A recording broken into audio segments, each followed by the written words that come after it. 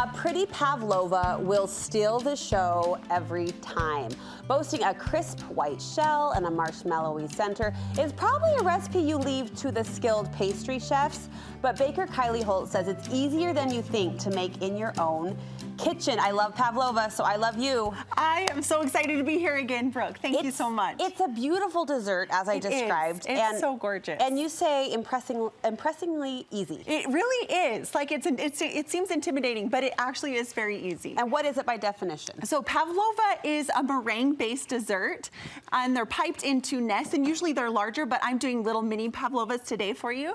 And then, so the meringue is actually crunchy on the outside and like pillowy soft on the inside, like a marshmallow. And then traditionally it's topped with whipped cream and fresh berries, but you can actually be so creative with this dessert. You can do lemon curds, or you can do chopped nuts or chocolate ganache or anything to make it fun and festive. So. You know what's so funny? The first time I was introduced to pavlova was actually on this show. I want to say almost 18 years ago. Oh my goodness. Kurt Bester's mom made it for us.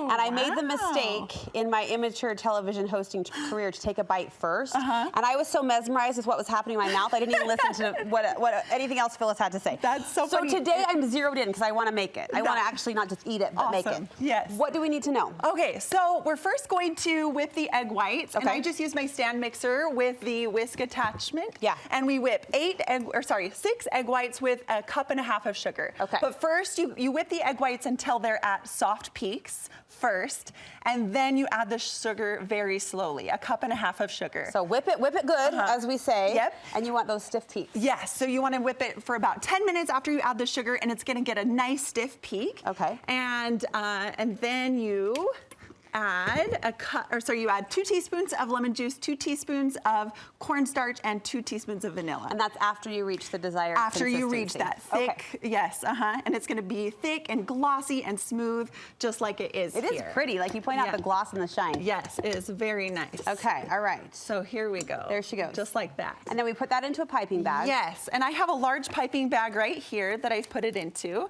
And I've put an open star tip. I use a Wilton 1M, but you can actually use any star tip, open star tip. And you actually don't have to have a piping bag. If you don't have these things, you can just use a spoon and spoon it right out onto your parchment. Okay. So, just plop and drop. But we like to be fancy. Let's be fancy. Yes. Yes. So we are going to pipe our little meringue nest onto this cookie sheet. But I have a little trick, because can you draw a perfect circle, and can you draw 15 perfect circles and make them all look the same? No. I can't either. And so I've come up with this little trick, and I'm going to show you how to do it to kind of make a template. So we could just, trace them all, but that would take forever. But you could trace them with a pencil, then flip it over so that the pencil doesn't get on. But this is quicker. So if I just put my hand behind here, whoops, let me do it this way.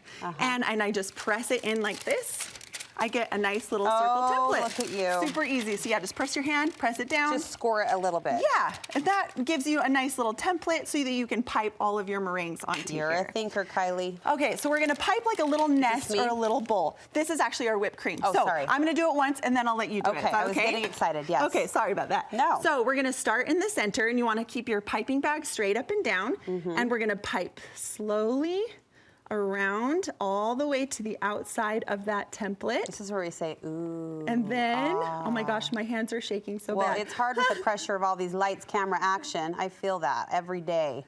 And you just build up the outside of the nest, and then release.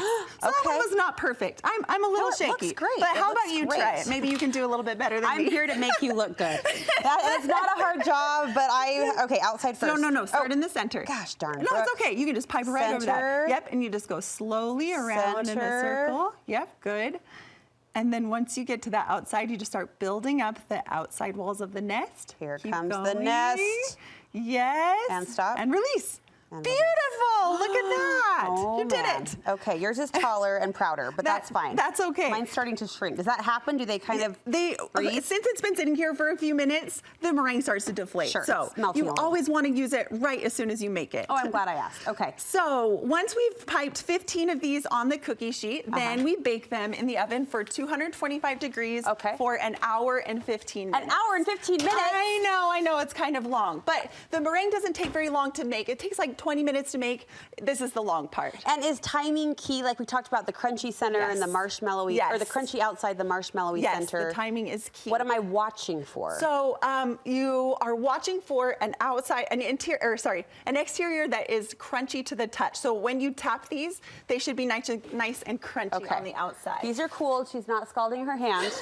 Save yourself the panicked emails. So see, when I touch these, can you hear? Yeah. They're kind of crunchy on the outside. Okay. But when we break open the centers, they should be nice, pillowy, soft on the inside, kind of like a marshmallow. I was going to say marshmallow, sort of a la macaron too, right? With that. Yeah. Just like that. Okay, and how do we finish off? There's one more important part that I forgot to tell you. So what's that? You bake them for an hour and 15 minutes. You leave the oven on, but you leave them in the oven turned off. Sorry, you leave them in the oven, turn the oven off. Yes, I'm with you. 30 minutes. 30 more minutes. 30 more minutes. I know, it's kind of long. This is a specialty dessert. Yes. Simple but special.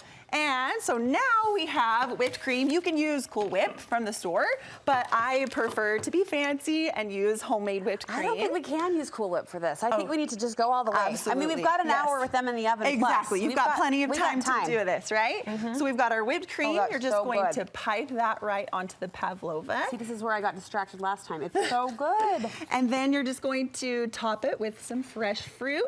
Right here I've got blueberries, strawberries, blackberries, and strawberries that I've chopped up. But you can actually use any type of fruit. I've used kiwis before, mandarin oranges, anything to give that nice pop of color. It's so beautiful. Your turn. Okay. Stop eating. Fine. Time to work. What a bosh. What a bosh. Yeah, it's like a texture treat for your tongue. It really is, because it's got the crunchy outside, the soft marshmallowy inside, and then it's the sweet whipped cream, but the tart berries. It's like just an explosion of flavors and textures in your mouth. Kylie, I love it so much. Thank you so much. I love your energy. I love your confidence and the way you inspire us in the kitchen. And you teach classes, right? I do teach classes. I actually have 4 different classes coming up. I teach for the Davis Community Education.